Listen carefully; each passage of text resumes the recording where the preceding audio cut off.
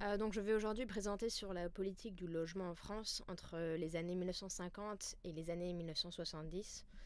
Et j'ai décidé d'appeler cette recherche Vérités cachées et vérités oubliées, pour des raisons que nous allons voir. Donc les questions que je me suis posées au début de la recherche, c'est comment les banlieues sont-elles aujourd'hui devenues la cible de tant de stigmatisation. Après avoir fait quelques recherches, j'ai émis la thèse que la politique de logement en France entre 1950 et 1970 aspirait simplement à résorber la crise profonde de l'immobilier qui affectait la France après la Seconde Guerre mondiale. Mais en fait, elle a progressivement semé les graines d'un système de ségrégation par le logement qui a été principalement diffusé à partir des années 70. Donc, un des premiers thèmes dont je veux parler, c'est l'insalubrité. C'est un thème important parce qu'il permet de comprendre que la crise du logement qui affectait la France après la Seconde Guerre mondiale n'était pas simplement une pénurie de logements, mais il y avait également un déficit qualitatif des logements. Comme le montre cette enquête du gouvernement menée en 1954, près d'un tiers de la population vivait dans un logement surpeuplé, alors que près de 12% de la population était sans abri. 90% des logements n'avaient ni douche ni baignoire, 42% n'avaient pas d'eau courante, 43% n'étaient pas raccordés aux égouts et 73% des logements n'avaient même pas de WC.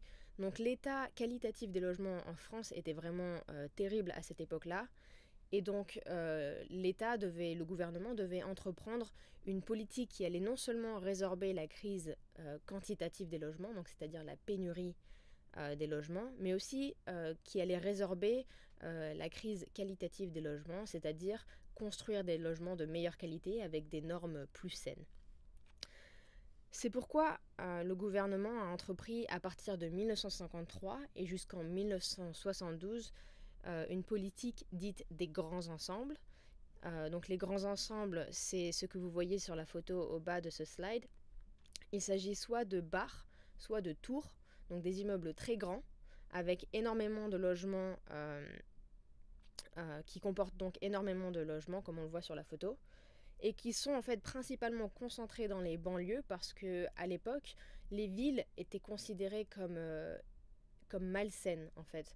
Il y avait les villes en fait c'était là où il y avait les turbulences politiques, il y avait également des troubles sociaux et par exemple les architectes de l'époque disaient que ils voulaient construire dans les banlieues parce que ça éviterait les hommes d'aller trop dans les bars par exemple. Donc l'État a vraiment financé ce programme de grands ensembles sur l'ensemble du territoire. Euh, et en fait a réussi vraiment à résorber la crise quantitative parce ils ont construit énormément de logements. Et en fait, chaque logement avait des normes très précises, ce qui fait qu'en fait, ils ont réussi à construire des logements de meilleure qualité. Donc c'était la quantité et la qualité. Donc vraiment, la politique des grands ensembles des années 50 aux années 70 a été une réussite. Par contre, surtout à partir des années 60, il y a eu un très gros flux d'immigration en France. Ce flux était principalement composé par des Algériens et par des Portugais donc ces deux pays traversaient des troubles politiques assez grands à l'époque. Et donc il y avait non seulement une immigration légale, parce que la France était en plein boom économique et avait besoin de main-d'œuvre, et il y avait également une immigration illégale. Et comme on le sait, à immigration illégale, logement illégal.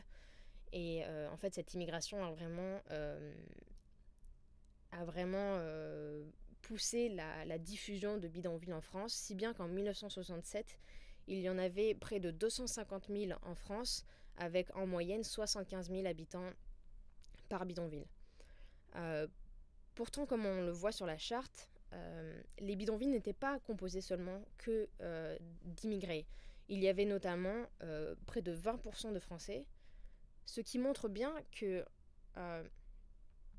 l'État français avait laissé faire cette diffusion des bidonvilles, non pas pour ségréguer les immigrés en France, mais simplement parce qu'ils n'avaient pas encore pu construire assez de logements pour loger ce flux d'immigrés immense.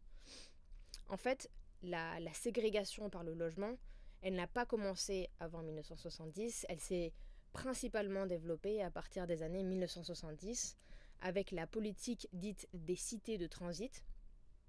Et c'est une recherche de Muriel Cohen et Cédric David qui s'appelle Le traitement urbain de la pauvreté à l'heure de la décolonisation et qui montre en fait que ce sont ces cités de transit construites à partir des années 70 qui constituèrent en fait un héritage colonial en se voulant vraiment un outil d'éducation par le logement.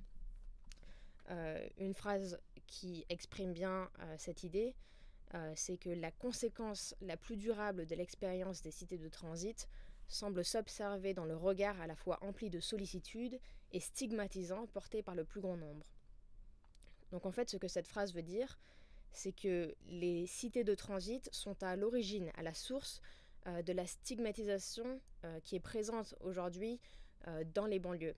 Et donc c'est vraiment ces cités de transit qui ont été construites pour reloger les familles qui vivaient dans des bidonvilles à l'époque, qui sont à l'origine du mal des banlieues d'aujourd'hui et non pas la politique des grands ensembles qui a été menée de 1950 à 1970. Donc on en arrive à ma conclusion. En 1945, la France était affectée par une crise du logement quantitative et qualitative. Dans les années 50, la politique des grands ensembles a réussi à résorber cette crise tout en améliorant la qualité des logements. Mais c'est après 1970 que la carence d'action du gouvernement sur les cités de transit est à l'origine de la stigmatisation des banlieues. Et des dernières images de fin pour montrer le succès de la politique des grands ensembles qui a réussi à faire passer les familles de logements de misère à des logements plus modernes et avec des conditions sanitaires saines.